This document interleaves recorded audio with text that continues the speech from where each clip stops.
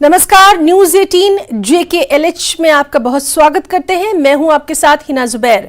दर्शकों, आज से हम एक नई शुरुआत करने जा रहे हैं, ब्रेकिंग एट 10, यानी इस वक्त आपको तमाम अहम खबरें जो हैं वो देंगे।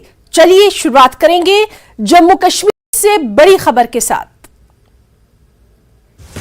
तो जम्मू कश्मीर से ये बड़ी खबर है, जहां कश्मीरी पंडित संजय शर्मा का अंतिम संस्कार किया जाएगा। आतंकियों ने कल मारी थी गोलियां। संजय शर्मा बैंक गार्ड के पद पर कार्यरत थे।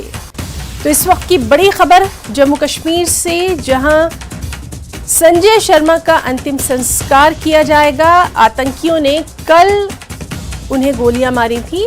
आपको बताएं कि संजय शर्मा एक बैंक में गार्ड के तौर पर काम करते थे और कल सुबह जब वो अपने रोजमर्रा के काम के लिए जा रहे थे, उस वक्त आतंकियों ने उन्हें गोली मार दी थी। उन्हें तुरंत अस्पताल पहुंचाया गया था, जहां उनकी मृत्यु हो गई थी।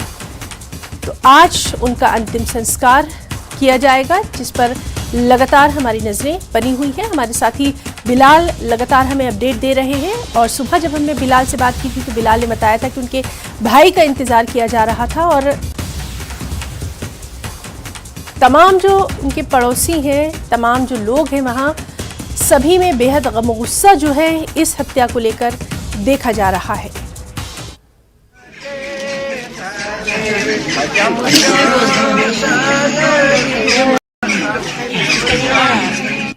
संजय कुमार के जो आखिरी रसूमात है वो इस वक्त यहाँ पर अंजाम दिए जा रहे हैं अच्छन पुलवामा में।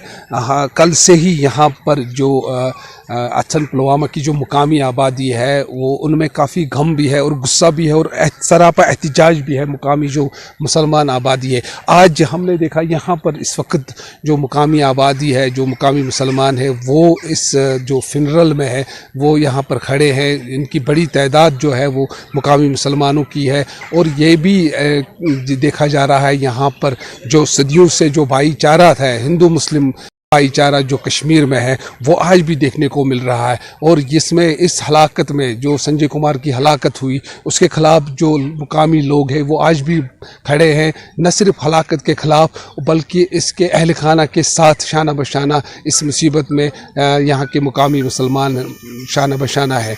और यहाँ पर देखा गया है पुलिस और एडमिनिस्ट्रेशन के जो आला अफसरान हैं वो भी इस वक्त यहाँ पर अच्छन में मौजूद है। बिलाल खान, न्यूज़ 18, अच्छन पुलवामा।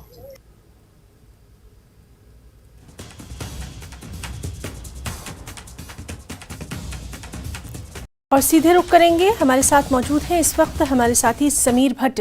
समीर, जिस तरह से लगातार हम देख रहे हैं कि इस हत्या की हर तरफ से निंदा जो है वो की जा रही है और आज उनका अंतिम संस्कार भी किया गया है और उसमें तमाम जो उनके खास तौर पर जो पड़ोसी हैं उन्होंने बेहद गम और गुस्से का इजहार किया है इस हत्या के खिलाफ। आपके पास क्या कुछ जानकारी है, किस तरह के रिएक्शंस हैं, वो जरूर हम दर्शकों तक पहुंचाना चाहेंगे। देखिए, अगर हम अच्छन की बात करें तो वहां पे गुस्सा है नेचुरली, क्योंकि संजय पिछले 32 सालों से वहीं पे रहता था। उसने माइग्रेशन नहीं की। वो और उसकी फैमिली ने डिसाइड किया था 90s में ही कि हम माइग्रेशन नहीं करेंगे। और मैंने जब कल बात की अच्छन के कुछ लोगों से जो माइग्रेंट हैं, कश्मीरी पंडित यहाँ जम्मू में रहते हैं, उन्होंने ये कहा कि संजय से वो बार बार यही कह रहे थे, उनकी फैमिली से ये कह रहे थे कि आप वापस आइए, आप यहाँ पे जम्मू आ जाइए, क्योंकि हालात वहाँ पे अब ठीक नहीं है। खासकर जब राहुल भट्ट की हत्या हुई थी 11 मई 2022 को, आपको याद होगा, बड़गाम में उनके ऑफिस में उनको मारा गया था। उसके बाद जो यहाँ पे अच्छन के रहने वाले कश्मीरी पंडित हैं जम्मू में जो माइग्रेशन करके आए हैं, उनका कहना है कि उन्होंने बार बार संजय को और उनकी फैमिली को कि आप यहाँ पे आइए, लेकिन उन्होंने माना नहीं। उन्होंने कहा कि नहीं, हम यहाँ पे रह रहे हैं, अच्छी तरह से रह रहे हैं। और कल जिस तरह से किलिंग हुई है, ऑब्वियसली जो वहां पे रहने वाले लोग हैं उनमें तो गुस्सा है ही। लेकिन अगर हम कश्मीरी पंडित की बात करें जो वहां रहते हैं या माइग्रेशन करके जम्मू आए हैं, उनमें भी बहुत ज्यादा गम गुस्सा है। चाहे जम्मू में रहते हैं, दिल्ली में रहते हैं, कहीं दुनिया के किसी भी कोने में रहते हैं, कल से सोशल मीडिया पे बयान आ रहे हैं। सोशल मीडिया, अगर आप ट्विटर देखें, फेसबुक देखें, हर जगह पे इस चीज की कंडेमनेशन हो रही है। हमने रिएक्शंस भी कल दिखाई थी और कल शाम को हमने एक रिएक्शन दिखाई थी कश्मीरी पंडित पीएम पैकेज एम्प्लॉयज़ है। देखिए, पीएम पैकेज एम्प्लॉयज़ की अगर हम बात कर रहे हैं तो ये लोग पिछले 7-8 महीने से लगातार प्रोटेस्ट कर रहे हैं। जब से राहुल भट्ट की हत्या की गई थी उसके बाद ये जम्मू में धरना दे रहे हैं तकरीबन 300 दिनों से। इनकी डिमांड क्या है आपको पता है? ये लोग कहते हैं, ये कह रहे हैं कि कश्मीर में हालात, सिक्योरिटी के जो सिनेरियो है, सिक्योरिटी सिनेरियो वो ठीक नहीं है। हम इनका ये कह रहे हैं कि हम कश्मीर वापस जाना चाहते हैं, वहाँ काम करना चाहते हैं, हमें कोई इसमें बुराई नहीं, हमें कोई इसमें परेशानी नहीं। लेकिन जब तक के हालात ठीक नहीं होते, जब तक सिक्योरिटी वहाँ पे हालात ठीक नहीं होते, सिक्योरिटी के सिनेरियो ठीक नहीं होता, तब तक हमें रिलोकेट कीजिए। मैं कुछ जो पीएम पैकेज एम्प्लॉयज़ हैं यहाँ पे, क्योंकि धरना इनका रोज चलता है, थोड़ा देर के बाद ये चलता है। अभी मेरे साथ एक पीएम पैकेज एम्प्लॉय ने ज्वाइन किया है, इनका नाम रोहित है, ये बारामूला में काम करते हैं। रोहित ने एक आप देख लीजिए, मैं उनसे पूछूंगा कि आखिर ये क्या, इन्होंने देखिए इन्होंने क्या लिखा है, PM package life cycle, killings हैं, joining, protest, salary with help. Rohit, मैं आपसे जानना चाहूंगा इसका माने क्या है, इसको जरा बताएं। क्या आपने ये साइकिल जो बनाया है ये क्या है? सर, जैसे आपको पता है कि आपने हमें 300 दिनों से कवरेज किया है हमारे प्रोटेस्ट को। 300 दिनों का जो ये नटशेल है, ये नटशेल जो समराइज मैंने एक फ्लो चार्ट में किया हुआ है कि कश्मीर में किलिंग है, फिर हम प्रोटेस्ट के लिए निकलते हैं, उसके बाद प्रोटेस्ट से हमारी सैलरी विदहेल्ड होती है, सोल्यूशन कोई नहीं निकलता है, फिर हमें ज्वाइनिंग पे मजबूर किया जाता है क्योंकि हमारी सैलरी बंद है। जब ज्वाइनिंग हो जाती है फिर किलिंग स्टार्ट होती है, और ये हमारा लाइफ साइकिल अब बन चुका है पीएम पैकेज का। देखिए, मैं इनको फिर समझाऊंगा जो इनका कहना है। देखिए, ये कह रहे हैं कि पहले किलिंग्स होती है, अगर हम जूम करके दिखाएं, किलिंग्स होती हैं, उसके बाद ये प्रोटेस्ट करते हैं जम्मू में जब ये प्रोटेस्ट करते हैं तो इनकी सैलरी विदहेल्ड की जाती है और इनकी सैलरी बहुत लोगों की, सोल्यूशन कोई नहीं आता है। और उसके बाद ये फिर उनको कहता है कि आप कश्मीर में ज्वाइन कीजिए। कश्मीर में फिर ज्वाइन करना है इनको, क्योंकि सैलरी विदहेल्ड है, और ज्वाइन करने के बाद फिर ये किलिंग हो रही है। तो ये साइकिल इनका कहना है। बिल्कुल समीर, आप हमारे साथ बने रहिए अपने खास मेहमान के साथ, क्योंकि हमारे साथ इस वक्त बिलाल खान भी मौजूद हैं और वहां पर आखिरी रसूमात के हवाले से हम तुरंत उनसे जानना चाहेंगे। बिलाल, हम आपका रुख करना चाहेंगे और आखिरी रसूमात के हवाले से इस वक्त हम ताजा जो जानकारी है वो अपने दर्शकों तक पहुंचाना चाहेंगे। बिलाल, देखिए हिना, जो आखिरी रसूमात है वो यहाँ अच्छन में चल रही है। आप मेरे पीछे ये देख रहे हैं जो लोगों की जो भीड़ है, ये मुकामी मुसलमान जो कि इस आखिरी रसूमात में यहाँ शामिल हुए हैं। तो पूरा जो इलाका है ये इस वक्त यहाँ पर मौजूद है और पूरे इलाके की जो आबादी है यहाँ पर मौजूद है। आखिरी रसूमात जो है वो अभी जस्ट नाउ जो है यहाँ पर शुरू हुई है और यहाँ आखिरी रसूमात जो है वो चल रही है। तो ये इस सिलसिले में यही देखा गया है, जो मुकामी लोग हैं कल से जो इनके साथ शाना बशाना खड़े हैं और एहतजाज भी ये लोग कर रहे हैं यहाँ पर। तो यहाँ पर पूरा इलाका जो एडजेसेंट एरियाज भी है अच्छन पुलवामा के, तो यहाँ पर भी लोगों को काफ़ी लोग इसमें जमा है, काफ़ी गम व गुस्सा इन लोगों में पाया जा रहा है। अगर देखा जाए पुलिस और एडमिनिस्ट्रेशन की बात करें तो एडमिनिस्ट्रेशन जो ज़िला इंतज़ामिया है, डीसी पुलवामा कल से ही यहाँ पर है, DIG south Kashmir, SSP Pulwama वो भी यहाँ पर मौजूद है और सिक्योरिटी के जो कड़े इंतज़ामात भी आज किए गए हैं कि तवक्का की जा रही है कि कुछ सियासी लीडरान भी आज इस इलाके का जो दौरा करेंगे वो भी इनसे मिलेंगे, जो मुतासरीन हैं इनसे मिलेंगे। तो हमने जो यहाँ के लोकल से, जो कुछ लोकल से बात की है, जो यूथ है यहाँ के मुकामी मुसलमान हैं, उनका यही कहना है कि जो ये इनका कुंबा है, जो संजय कुमार का कुंबा है, उनको हुकूमत की तरफ से कोई राहत मिलनी चाहिए क्योंकि ये एक मामूल सा मुलाजिम था। तो इस हवाले से जो इस वक्त कसम पुरसी की ज़िंदगी ना गुजारनी पड़ी, उनको खाली बयानात ना रहे, बयानात पर गवर्नमेंट या सियासी बयानबाजी ना हो जाए, सिर्फ जो इनकी बाज़ाबातकारी भी यहाँ पर होनी चाहिए, वो यहाँ के लोग अब ये चाहते हैं। जी हिना। जी बिल्कुल बिलाल, और आपसे ये भी जानना चाहेंगे, लगातार हम ये बात खास तौर पर देख रहे हैं कि उनके जो पड़ोसी थे, उनके जो आसपास के लोग थे, उनमें बेहद गुस्सा देखा जा रहा है। और हो भी क्यों ना, क्योंकि ये उन चंद लोगों में शामिल थे जिन्होंने अपनी ही सरजमीन पर रहने का फैसला किया था और आज उसी सरजमीन में भी जो है उनकी आखिरी रसूमात अदा की जा रही हैं। खास तौर पर जो मकामी लोग हैं वो अब क्या चाहते हैं? देखिए, हमने कुछ मुकामी लोगों से यहाँ आज सुबह जब बात की तो वो यही चाहते, एक तो जो इसमें मुलव्वस जो कल्प्रिट है उनके खिलाफ कड़ी कार्रवाई की जाए और थारोली जो इन्वेस्टिगेशन होनी चाहिए। ये नहीं कि इनमें प्रॉपर इन्वेस्टिगेशन, यहाँ के लोग चाहते हैं कि प्रॉपर इन्वेस्टिगेशन चाहिए, जो कल्प्रिट है उसको सामने लाने की जरूरत है ताकि के लोगों को भी पता चले कि कौन से लोग थे जो इस कत्ल में मुलव्वस थे। और दूसरी बात, यह लोग ये भी चाहते हैं कि जो संजय कुमार के 3 मासूम बच्चे हैं और अहलिया है अब जो अपने पीछे छोड़ गई, तो उनके लिए बाज़ाबातकारी की पॉलिसी लाई जाए हुकूमत की तरफ से। लेकिन अभी तक हुकूमत की तरफ से इस सिलसिले में कोई किसी किस्म का बयान सामने ना आया है। तो इस सिलसिले में यहाँ के लोग यही चाहते हैं कि इस फैमिली की जो बाज़ाबातकारी है वो सामने अब आनी चाहिए हुकूमत से। बिल्कुल बिलाल, आप हमारे साथ बने रहिए। हमारे साथ समीर भी मौजूद है। समीर, तो जिस तरह से बेहद अफसोस की बात है कि जिस जमीन को उन्होंने छोड़ा नहीं था, संजय शर्मा ने जिस जमीन के साथ वो जुड़े रहे उसी में पंचतत्व में वो विलीन हो गए। आपके साथ वहां पर खास लोग भी खड़े हुए हैं। अब क्या चाहते हैं ये लोग, खास तौर पर जिस तरह से धरना लगातार जारी है, इन्हीं तमाम खतरों को देखते हुए ये अपनी मांग पर अड़े हुए हैं? बिल्कुल सही है ना आपने कहा। अगर हम इन लोगों की बात करें जो पीएम पैकेज एम्प्लॉयज हैं या रिजर्व कैटेगरी एम्प्लॉयज हैं, ये लोग यही कह रहे हैं कि देखिए, हम बार बार एलजी एडमिनिस्ट्रेशन से यही गुहार लगा रहे थे कि वहाँ हालात ठीक नहीं है।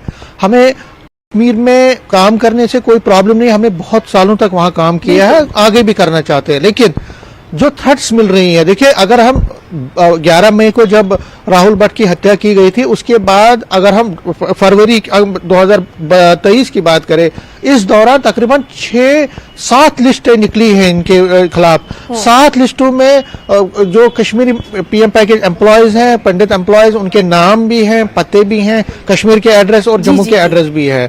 तो ये कह रहे हैं कि इन हालात में जबकि हलाकतों का सिलसिला जारी है, टारगेट किलिंग्स का सिलसिला जारी है, खौफ है, दहशत है, वहां पे जो रहते थे भी सुरक्षित नहीं है, जिन्होंने माइग्रेशन नहीं की थी उनको भी सुरक्षा नहीं है। अब जो पीएम पैकेज एम्प्लॉयज वहां जॉब करने जाते हैं, उनको हिट लिस्ट, उनके खिलाफ हिट लिस्ट निकलती है। तो ऐसे हालात में ये काम कैसे करेंगे? मैं इन्हीं से दोबारा बात करूंगा। रोहित, आपने ये जो साइकिल की बात की, हम देख रहे थे आपका साइकिल है, किलिंग्स है, प्रोटेस्ट है, फिर सैलरी विदाउट होती है, फिर ज्वाइनिंग बोलते हैं करने के लिए, फिर किलिंग्स होती है। इन हालात में क्या सरकार से गुहार है? और आपने कल जो मीटिंग की थी उसके बारे में भी बताइए। सर, पिछले 300 दिनों से सरकार से यही गुहार हमारी लगी है कि हमारे लिए वहां अभी काम करने का वातावरण सही नहीं है। सिक्योरिटी सिनेरियो जो है वो हमारे अनुसार वहां पे नहीं है। हमें आप कुछ एक रिलीफ के तौर पे हमें जम्मू रिलोकेट कीजिए, जम्मू से हम अपना काम करेंगे। हम घर बैठने वाले लोगों में से नहीं हैं, हम घर बैठ के तनख्वाह खाने वाले लोगों में से नहीं हैं। हम 12 साल से वहां जॉब कर रहे हैं, 12 साल से हमने कंटिन्यू कश्मीर में काम किया है। कभी ऐसी शिकायत गवर्नमेंट से नहीं रही है या हमें कभी सिक्योरिटी थ्रेट का ऐसा एहसास नहीं हुआ है। लेकिन जब अब हमारे दफ्तरों में हमें मारा जा रहा है, एक किलिंग नहीं 2 किलिंग, काफी सारी किलिंग्स हुई हैं। जो लोकल वहां रहते थे, जो वहां से निकले भी नहीं हैं, उनको भी मारा जा रहा है। माइनॉरिटी इस वक्त सिक्योर नहीं है कश्मीर में। तो सरकार से गुहार है कि कम से कम एक टेबल पे हमारे साथ बातचीत कीजिए। हम सरकार से बस इतना एक सिंपल सा लॉजिक बोलना चाहते हैं कि जब कोविड के टाइम पे जानों को खतरा था, तब भी तो लोग घर पे ही बैठ के काम कर रहे थे। तो ऐसा कोई वातावरण बनाइए जो हमें कम से कम एक रिलीफ प्रोवाइड करे, एक मोमेंटरी रिलीफ प्रोवाइड करे। कम से कम सरकार एक कॉन्फिडेंस बिल्डिंग मेजर के तौर पे हमें एक टेबल पे बिठाए, बातचीत करे, हमारी व्यथा को सुने ताकि कोई इसका हल निकले। हम ये नहीं बोल रहे कि हमें घर बैठ के, हमें काम दीजिए, हम जम्मू में भी काम करेंगे, मगर घर बैठ के खाने वालों में से नहीं है। कम से कम फर्स्ट ऑफ ऑल हमारे साथ आप एक टेबल पे बैठिए, हमारे साथ बात कीजिए। मगर अफसोस की बात है कि सरकार हमें बात करने का मौका भी नहीं दे रही है। कल से जब से ये हलाकत हुई है संजय की, उसके बाद क्या हालात, क्या हम जो मीटिंग हुई, कितना तशवीश है पीएम पैकेज एम्प्लॉयज को, क्योंकि उनको अब कहा जा रहा है कि ज्वाइन करने के लिए, क्या क्या उनकी रिएक्शन क्या है? आप देखिए, 300 दिनों से हम यही कह रहे हैं कि अगर हम इन हालातों में वहां जाएंगे तो किलिंग्स का एप्रीहेंशन तो लगा रहेगा। और वो बात कल साबित हो गई। कल एक और किलिंग हुई। हमारे एक भाई संजय शर्मा को, एक गार्ड हैं वहां के माइनॉरिटी में है, वहां से निकले भी नहीं है, 3 बच्ची हैं उनकी। तो ये सिलसिला ऐसे चलता रहेगा, ये अब हमें देखा भी है। सरकार से यही गुहार है, कम से कम इन किलिंग्स को रोकने के लिए कम एम्प्लॉय सेक्शन से या माइनॉरिटी से एक बार आप टेबल पे आइए, बात कीजिए और हमारी व्यथा को सुनिए, ताकि एक बीच का रास्ता निकले, हम लोगों की जान बचे और हम काम भी कर पाए। कल तो ये जो रेंट पे जिनको वहां पे रेंट पे, उनको तो ज्यादा प्रॉब्लम है जो रेंट पे काम कर रहे हैं, जो रेंट पे रहते हैं। देखिए, रेंट वालों का एक किया है कि उनमें से काफी जो लोग हैं वो इसी फियर की साइकोस की वजह से वहां अपना डेरा छोड़कर आए हैं। कुछ रेंट के जो लैंडलॉर्ड्स हैं उनको कहा गया और ब्रेकिंग एक 10 में लगातार ये अहम खबर जो है हम अपने दर्शकों को दिखा रहे हैं। बिलाल का हम रुख करना चाहेंगे। बिलाल, जिस तरह से सुबह से आप बता रहे थे कि कई अहम शख्सियात के आने की भी वहां पर बात की जा रही है, क्या कोई शख्सियत वहां पर पहुंची है? क्या कुछ वहां पर नजर आ रहा है अभी माहौल? देखिए है ना, अभी तक तो यहाँ पर कोई अभी तक सियासी लीडर या कोई अहम, अलबत्ते एडमिनिस्ट्रेशन या पुलिस के जो आला अफसरान हैं वो यहाँ पर कल से ही मौजूद है और कैंप पर बैठे हैं यहाँ पर। तो हमारे साथ यहाँ पर एक यूथ है, लोकल यूथ, मुस्लिम यूथ है, तो इनसे हम जानेंगे कि ये क्या चाहते हैं इस हवाले से। हमारे साथ मुसद्दिक है जो एक NGO के साथ भी है, तो इनसे जानेंगे। मुसद्दिक, क्या आप चाहते हो इस किलिंग के बारे में, क्या कहना चाहते हो और क्या चाहते हो? पहले मैं ये बताना चाहूँगा कि जो ये किलिंग हुई है ये पूरी इंसानियत की किलिंग है, क्योंकि हमारे जो हर धर्म की बुक्स में ये कहा गया है कि मासूमों का कत्ल पूरी इंसानियत का कत्ल है। तो हम इस जो ये कत्ल है उसको पूरे अल्फाजों में मजम्मत करते हैं। आप देख सकते हैं किस तरीके से हर एक यहाँ के इलाके, यहाँ के नौजवान और सिविल सोसाइटी ने शिरकत की संजय जी के लास्ट राइट्स को फुलफिल करने में। और हम हुकूमत से भी गुजारिश करते हैं और JK बैंक से भी गुजारिश करते हैं कि ये जो फैमिली है, पूरे पुअर फैमिली, पूरे डाउन ट्रॉडन इनका फैमिली बैकग्राउंड था, तो हम चाहते हैं कि इनको पूरी से पूरी मदद की जाए। और बात ये है कि ऐसी किलिंग्स बंद होनी चाहिए जो कश्मीरियत और इंसानियत का नाम बदनाम करती है। सियासी बयानबाजी इसमें ज्यादा आती है मुसद्दिक, आपने भी देखा होगा, तो आप उसको किस नजर से देख रहे हो और क्या होना चाहिए कि ऐसे वाक़ात को पे रोकथाम होनी चाहिए? ऐसे वाक़ात मैंने इससे पहले भी बोला कि ऐसे वाक़ात पूरी इंसानियत को बदनाम करती है, कश्मीरियत को बदनाम करती है। ये ऐसे वाक़े हमारी कश्मीरियत पे एक बदनुमा दाग है। ऐसे वाक़ात हर एक एंगल से बंद होने चाहिए और गवर्नमेंट को इससे, गवर्नमेंट और जो बाकी सिविल सोसाइटी के लोग हैं उनको बढ़ चढ़ के इसमें हिस्सा लेना चाहिए कि ऐसी किलिंग्स को कैसे हम बंद किया जाए। क्या चाहते हो गवर्नमेंट से, आप क्या चाहते हो कि किस तरह इनकी जो मुतासरीन फैमिली है इनको किस तरह की इमदाद चाहिए, किस तरह के रिलीफ इनको मिलना चाहिए? जो ऑलरेडी गवर्नमेंट ने ऐसी किलिंग्स के ऊपर जो SRO जैसे स्कीम्स आयद की हैं, हम गवर्नमेंट से ही अपील करते हैं कि जल्द से जल्द इन फैमिली को उस रिलीफ का सहायता मिले और ये अपनी ज़िंदगी आसान तरीके से अब गुजारे।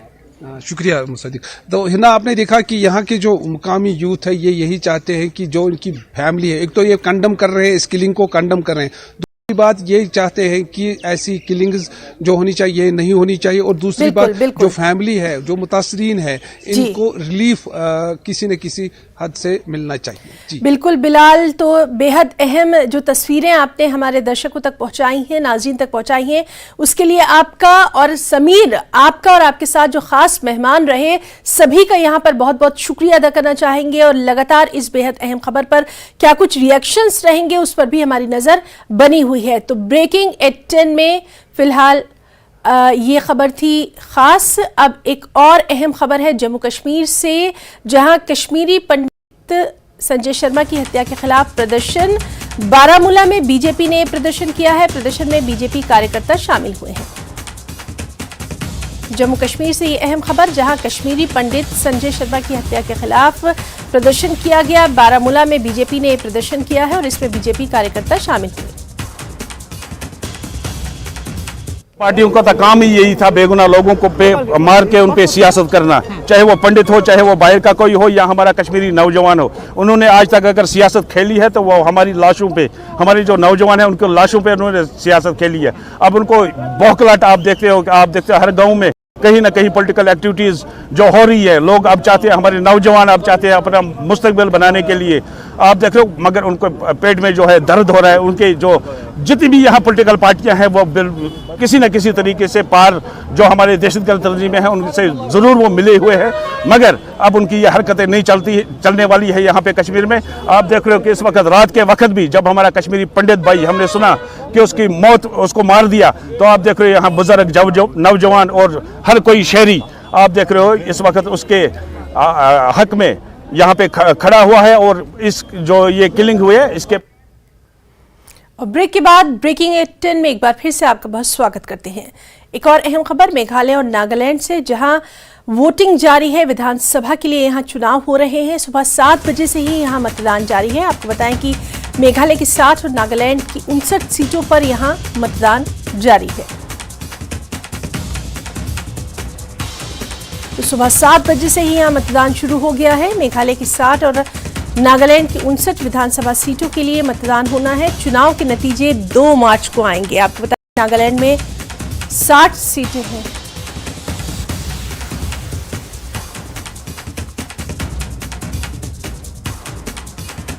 और सीधा रुख करेंगे, हमारे साथ मौजूद है हमारे साथी पार्थो बोरा। पार्थो, आपसे जानना चाहेंगे इस वक्त वहां पर क्या कुछ सिचुएशन नजर आ रही है, खासतौर पर लोगों में किस तरह का जोश देखा जा रहा है? हिना, हम लोग मौजूद हैं अभी शिलोंग में। शिलोंग है ईस्ट खासी हिल्स, यहाँ का एक पोलिंग स्टेशन है। और पूरी मेघालय की अगर बात करें 7 सीटें हैं, लेकिन 59 पे चुनाव हो रही है, क्योंकि एक सीट पे जो एक कैंडिडेट थे UDP के देहांत था, उसके चलते 7 नहीं 59 सीटों में चुनाव हो रही है। मैं माहौल कैमरा पर्सन अविनाश को मैं कहूंगा कि माहौल दिखाएं यहाँ पे 21 लाख वोटर्स है। मेघालय की खासियत यह है कि यहाँ पे 21 लाख वोटर्स है, लेकिन फीमेल वोटर्स की संख्या 50% से ज्यादा है। और पूरे इलेक्टोरल प्रोसेस में हम लोगों ने देखा था जो पार्टिसिपेशन है वीमेन का, वो बहुत ज्यादा है पार्टिसिपेशन। प्रधानमंत्री का जो जनसभा हुआ था तुरा में, उसमें भी 80% महिलाएं उपस्थित थे। तो कहा जा सकता है कि महिलाओं का पार्टिसिपेशन ज्यादा है। लेकिन जिन तमाम राजनीतिक दल हैं, कुल मिला के 370 कैंडिडेट हैं, लेकिन 40 ही महिला कैंडिडेट हैं, सब पॉलिटिकल पार्टी से। मैं कुछ अंदर रुख करूंगा जहां पे चुनाव अभी हो रही है, जहां पे मतदान हो रही है। अंदर का माहौल काफी पीसफुल तरीके से हो रहा है। और अभी तक 9 बजे तक इलेक्शन कमीशन का जो रिलीज आया है, वहां बताया गया है कि 9 बजे तक 12% मतदान हो चुकी है 9 बजे तक। लेकिन अगर आप रिकॉर्ड देखें 2018 में जो पिछली चुनाव था, तब 86% मतदान हुआ था। और 4 बजे तक मतदान होती रहेगी तो मतदान बढ़ने का है संभावना। और पहाड़ों में जो गणतंत्र है चुनाव, उसमें काफी ज्यादा पार्टिसिपेशन रहता है और मतदान 80 से ऊपर ही होने की संभावना है ही ना जी। और आप ये भी जानना चाहेंगे, जिस तरह से हम देख रहे हैं कि यहाँ पर जो महिलाएं हैं वो तो नजर आ रही हैं, यंगस्टर्स भी बहुत नजर आ रहे हैं। और ये हमेशा से यहाँ पर रिकॉर्ड रहा है कि जो फर्स्ट टाइम वोटर्स होते हैं या जो भी यंगस्टर्स होते हैं, वो बढ़ चढ़कर डेमोक्रेसी का हिस्सा बनते हैं। आज भी कुछ ऐसा ही नजारा वहां दिखाई दे रहा है? जी, काफी यंगस्टर्स थे। मैं यंगस्टर्स से बात भी करने की कोशिश करूंगा। हम लोगों ने काफी टाइम पिछली बार बात की थी यंगस्टर्स से। काफी यंगस्टर्स यहाँ पे हैं, वोट दे रहे हैं पहली बार। एक्सक्यूज मी मैम, वोट देने आए हैं? We are from place. तो first time voter, first time vote कर रही है, तो कैसा है फीलिंग? मुझे बहुत अच्छा लग रहा है कि हमें ये अपॉर्चुनिटी मिल रहा है। और मैं पहले भी इलेक्शन कमीशन की ब्रांड एम्बेसडर रह चुकी हूँ। Okay. तो I take this pride to vote. You take this pride to vote. Each and everyone, because each vote counts. Yeah, Election Commission has taken efforts to ensure each and every voters of Meghalaya they cast their vote.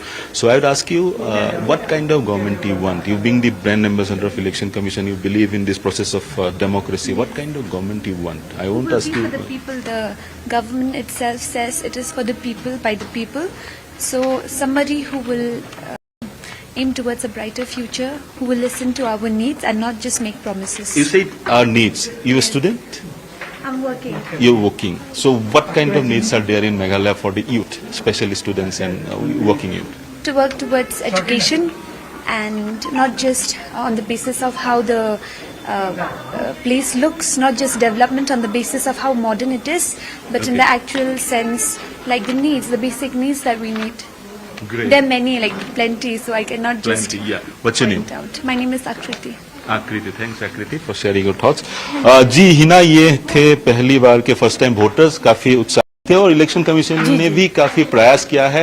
ये जो constitution है, इस constituency में जिन्होंने vote दिया है उनको रिचबैंड भी दिया जा रहा है और काफी पोस्टरिंग वगैरह भी यहाँ किया जा रहा है, तो काफी प्रोत्साहित किया जा रहा है कि लोग आए, बढ़ चढ़ के आए और इस पूरे प्रक्रिया में वो अपना वो जो वोट है वो डाले। जी हिना जी, पार्थो, एक और जो इम्पोर्टेंट चीज़ यहाँ आपसे जानना चाहेंगे, लगातार हम देखते रहे हैं कि पिछले कुछ दिनों में ये जो तमाम स्टेट्स हैं यहाँ पर काफ़ी ध्यान दिया जा रहा है और जिस तरह से अभी आकृति कह रही थी कि यहाँ पर ख़ास ध्यान देने की ज़रूरत है एजुकेशन के लिए, यहाँ की जो रिच कल्चर है उसको वर्ल्ड मैप पर लाने के लिए, और ये भी हमने देखा है कि पीएम लगातार खुद इन तमाम स्टेट्स के लिए किस तरह से उनका एक खास रिएक्शन रहा है वो भी हम देखते रहे हैं। तो यही तमाम तर चीजें जो है यहाँ पर भी यंगस्टर्स में आपको नजर आई।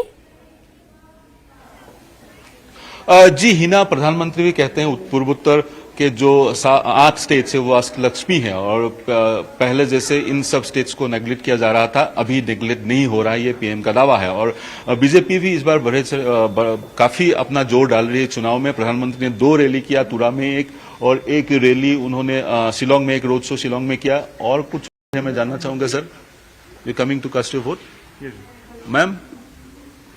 Okay, he own speak.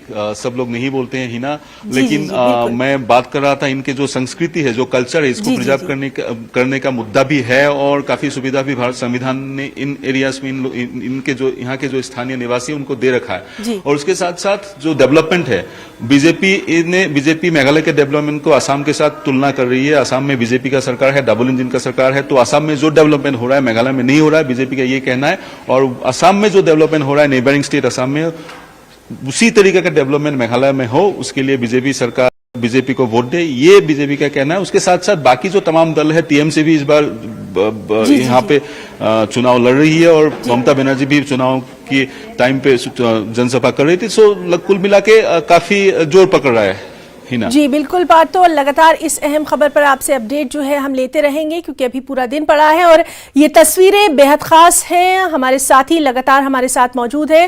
बात, तो बहुत बहुत शुक्रिया आपका तमाम तर डिटेल्स के लिए।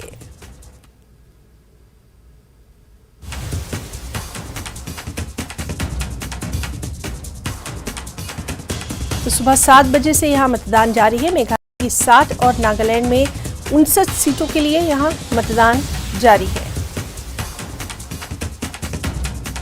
तस्वीरें आप तक लगातार पहुंचा रहे हैं और जिस तरह से हमारे साथी जो है वो बता रहे हैं।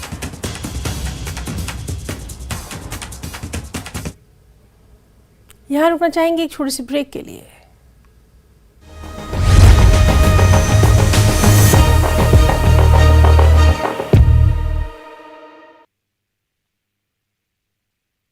Network.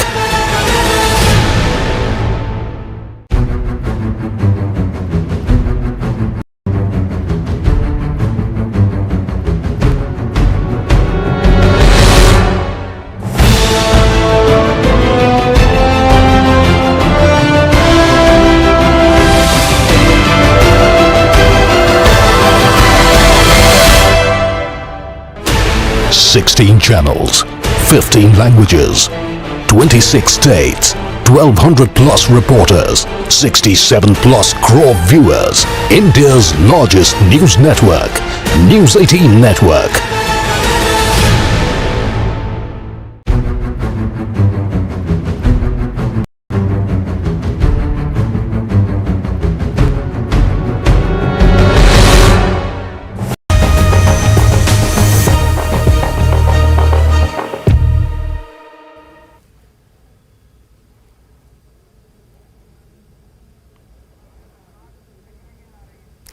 और ब्रेकिंग एट 10 में इस वक्त की बड़ी खबर आपको दे दें। पाकिस्तान के कराची से ये खबर है जहां अलबद्र के पूर्व कमांडर सैयद खालिद की हत्या कर दी गई है।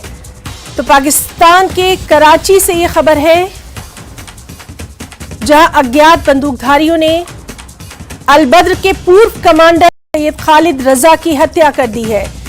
तो इस वक्त की अहम खबर, पिछले हफ्ते हिजबुल कमांडर इम्तियाज आलम की हत्या हुई थी और अब यह खबर कि पाकिस्तान में अज्ञात बंदूकधारियों ने एक और अलबद्र के पूर्व कमांडर सैयद खालिद रजा की हत्या कर दी है। तो इस अहम खबर पर नजर बनी हुई है।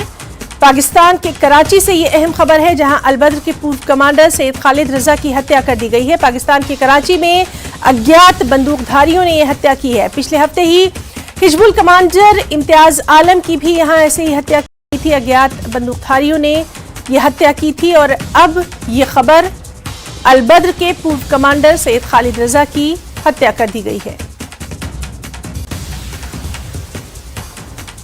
तो पाकिस्तान के कराची से ये बड़ी खबर है, जहां अलबद्र के पूर्व कमांडर सैयद खालिद रजा की हत्या कर दी गई है। अभी तक की जो इत्तलात है उनके मुताबिक कराची में यह हत्या की गई है। अज्ञात बंदूकधारियों ने यह हत्या की है और पिछले हफ्ते ही हमने आपको बताया था कि हिजबुल कमांडर इम्तियाज आलम की भी इसी तरह से अज्ञात बंदूकधारियों ने हत्या की थी।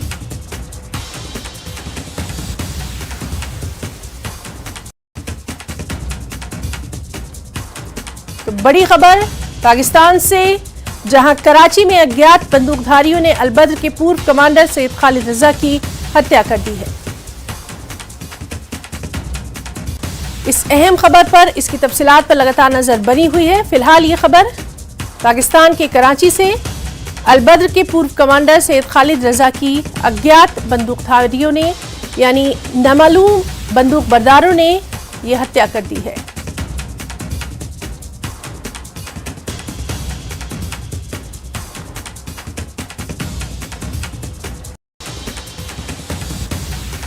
तो कराची में अज्ञात बंदूकधारियों ने सैयद खालिद रजा को गोली मारी है। अलबद्र का पूर्व कमांडर मारा गया। पाकिस्तान से ये बड़ी खबर, अभी तक की जो इत्तलात हैं वो लगातार हम आपको दे रहे हैं और इस खबर के ताल्लुक से लगातार नजर बनी हुई है।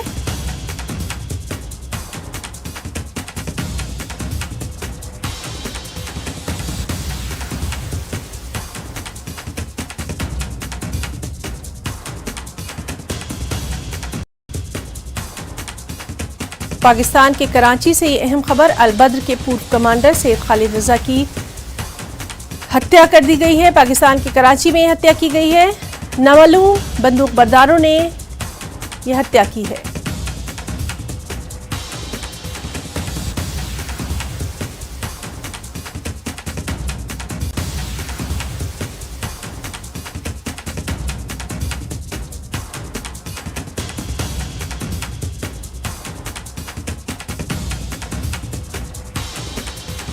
कराची में अज्ञात बंदूकधारों ने सैयद खालिद रजा को गोली मारी है। पाकिस्तान की कराची में हत्या की गई है। अलबद्र का पूर्व कमांडर मारा गया।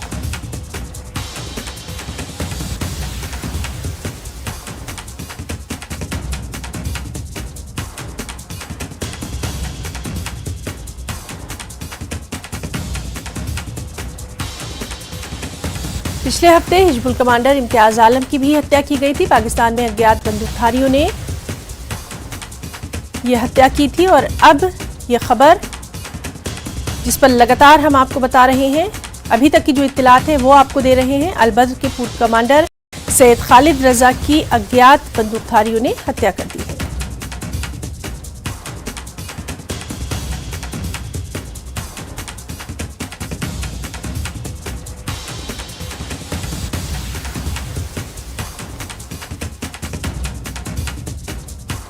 पाकिस्तान के कराची से ये अहम खबर, जिस पर लगातार आपको बता रहे हैं, अलबद्र के पूर्व कमांडर सैयद खालिद रजा की हत्या कर दी गई है। पाकिस्तान के कराची में हत्या की गई है। अज्ञात बंदूकधारियों ने यह हत्या की है।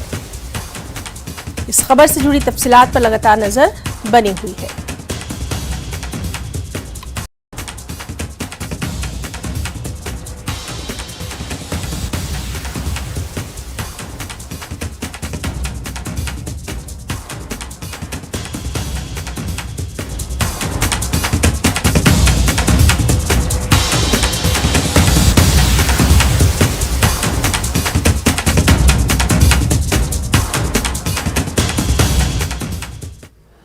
एक और अहम खबर आपको दे दें, उधमपुर से ये बड़ी खबर है जहां रामनगर बसंतगढ़ रोड पर दुर्घटना हुई है। एक कार सड़क से फिसलकर गहरी खाई में जा गिरी, 2 व्यक्ति गंभीर रूप से घायल बताए गए हैं। तो एक और खबर उधमपुर से दे दें जहां रामनगर बसंतगढ़ रोड पर दुर्घटना हुई है, कार सड़क से फिसलकर गहरी खाई में जा गिरी, 2 व्यक्ति गंभीर रूप से यहां घायल बताए गए हैं।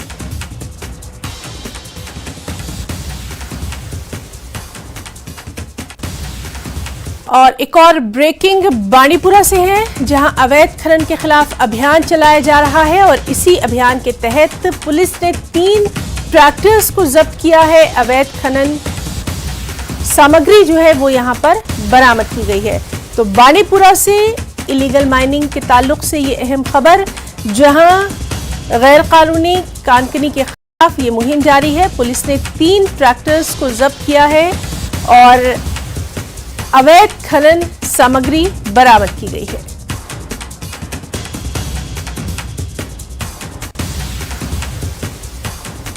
इस तरह कुलगाम से बड़ी खबर आपको दे दें जहां एक शख्स का शव मिला है। मृतक की पहचान आदिल खान के तौर पर की गई है। पुलिस ने मामला दर्ज कर लिया है, जांच जारी है। तो कुलगाम से ये अहम खबर है जहां एक युवक का शव जो है वो मिला है। आदिल खान के तौर पर इसकी पहचान की गई है। पुलिस ने मामला दर्ज करके तफ्तीश शुरू कर दी है।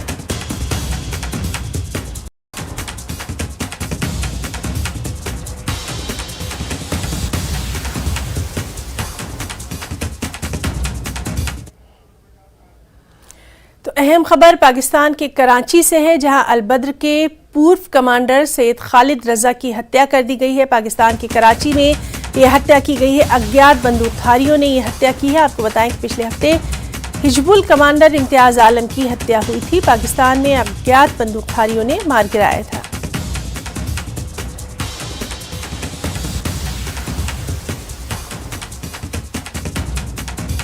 सीधे रुख करेंगे हमारे साथी परवेज भट्ट का। परवेज, इस अहम खबर पर आपसे तफसीलात चाहेंगे।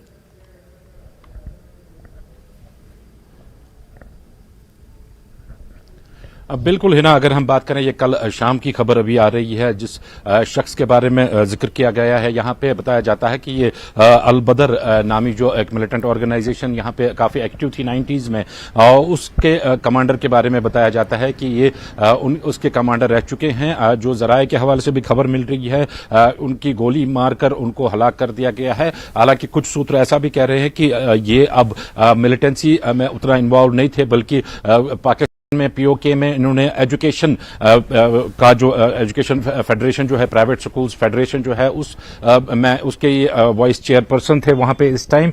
लेकिन अगर हम बात करें जो इंटेलिजेंस एजेंसीज के इनपुट्स हैं उसके हवाले से ये मतलूब रहे हैं काफी टाइम से, क्योंकि काफी सारी मिलिटेंट एक्टिविटीज में जो हैं वो ये शामिल बताए जाते हैं यहाँ पे। तो साथ ही अगर हम बात करें, इससे पहले भी इसी तरह का एक इंसिडेंट पेश आया लास्ट वीक, जब हमने देखा कि बशीर अहमद उर्फ इम्तियाज आलम जो कमांडर थे हिजबुल मुजाहिदीन को, जिनको ये टास्क दिया गया था कि वो हिजबुल मुजाहिदीन कैडर को रिवाइव करे यहाँ पे, जो और में उनको टारगेट, उनको असाइनमेंट दी गई थी कि वो जो मुख्तलिफ ऑर्गेनाइजेशंस हैं, मिलिटेंट ऑर्गेनाइजेशंस, चाहे लश्कर तैयबा हो, जैश मोहम्मद हो या फिर टीआरएफ हो, इनको यूनाइट करने का टारगेट उनको दिया गया था। ताहम उनकी भी कराची में ही जो है गोली मारकर उनको हलाक कर दिया गया। तो वो भी काफी मतलूब थे यहाँ पे। एजेंसीज जो इंडियन एजेंसीज हैं वो वहां पे वांटेड थे।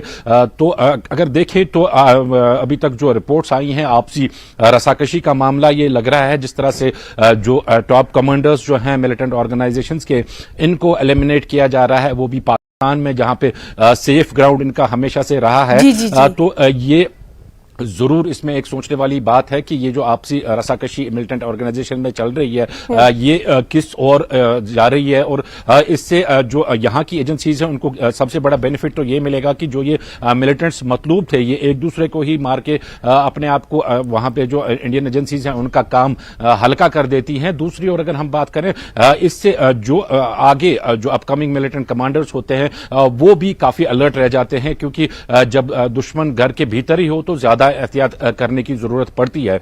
अगर हम बात करें रजा की, तो इनके हवाले से ज्यादा अभी तक जानकारी नहीं मिली है। बस इतना पता चल रहा है कि ये अलबदर जो मिलिटेंट ऑर्गेनाइजेशन है 90s में काफी सक्रिय थी ये यहाँ पे, और काफी सारे जो अटैक्स हैं मिलिटेंट अटैक्स उनमें अलबदर जो ऑर्गेनाइजेशन है मिलिटेंट ऑर्गेनाइजेशन उसका हाथ था इसके पीछे। हालांकि काफी टाइम से अब ये सक्रिय नहीं है यहाँ पे श्रीनगर या जम्मू कश्मीर की बात करें, लेकिन कार्डर बेस जो इसका पाकिस्तान में है वो अभी भी वहां पे मौजूद है। और उसी जी परवेज, आप हमारे साथ बने रहिए। हमारे साथ मनोज कौल भी इस वक्त मौजूद है। मनोज कौल, बेहद अहम ये खबर है, अलबद्र के पूर्व कमांडर सैयद खालिद रजा की हत्या कर दी गई है।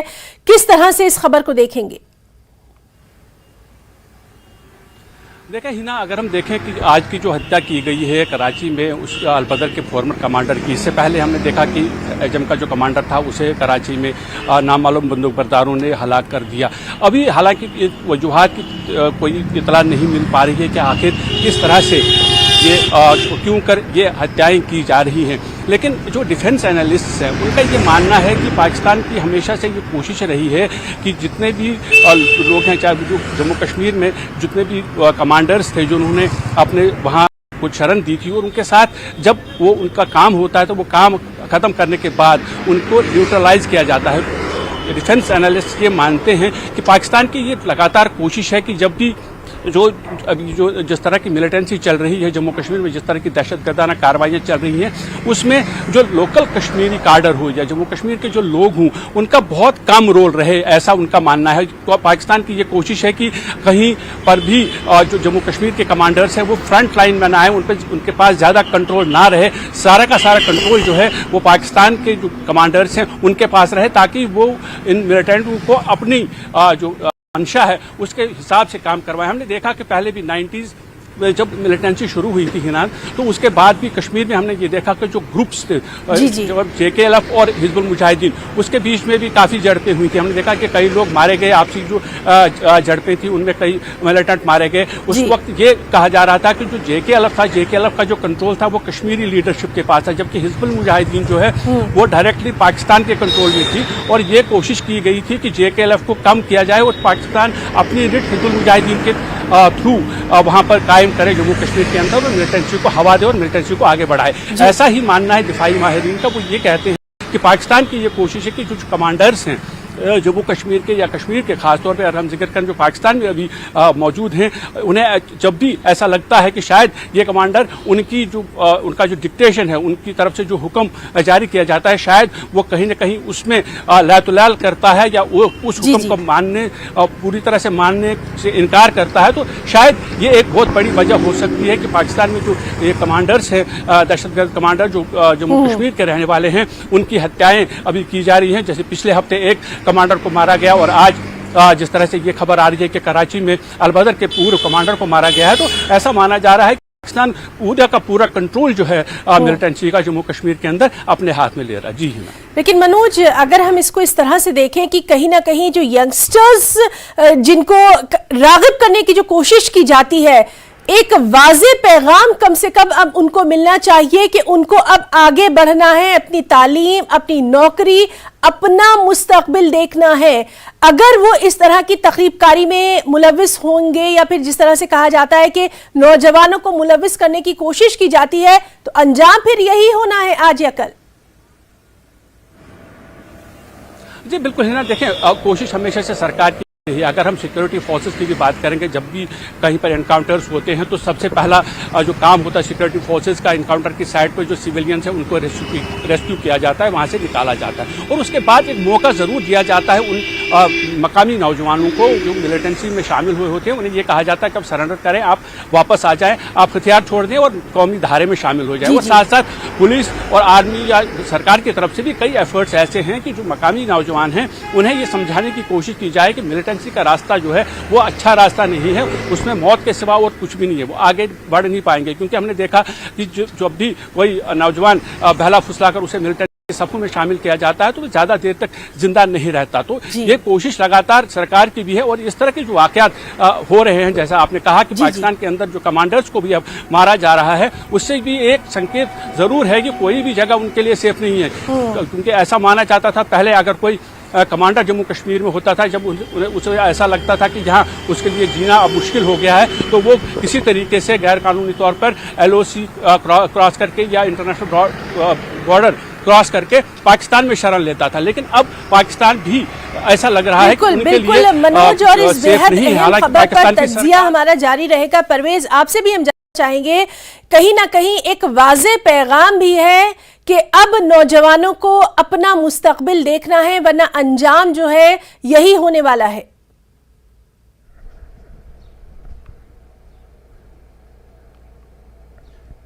बिल्कुल हिना, क्लियर कट एक मैसेज है यहाँ पे। अगर हम बात करें जो सिक्योरिटी फोर्सेस हैं, जो सक्सेसफुल ऑपरेशन 2019 के बाद यहाँ पे किए गए हैं, उसने पहले ही जो मिलिटेंसी है उसकी कमर तोड़ के यहाँ पे रख दी है। जितने भी टॉप कमांडर्स हैं मिलिटेंट्स के यहाँ पे, चाहे जैश मोहम्मद की बात करें, लश्कर तैयबा की बात करें, या फिर हिजबुल मुजाहिदीन, जिसमें अब गिने चुने लोग ही बचे हैं, अब तो काफी सारे सक्सेसफुल ऑपरेशंस के बाद जो है मिलिटेंसी की कमर पूरी तरह से यहाँ पे तोड़ दी गई है। हालांकि हमने देखा कि जो मिलिटेंट एक्टिविटीज है उनमें काफी हद तक कमी देखने को मिली है, चाहे ग्रेनेड अटैक्स की बात करें या फिर सिक्योरिटी फोर्सेस पे हमलों की बात करें, तो ऐसे इंसिडेंट्स में काफी कमी देखने को मिली है, बल्कि जीरो के करीब अगर हम बात करें स्टोन पेल्टिंग के इंसिडेंट्स अब यहाँ पे होते हैं।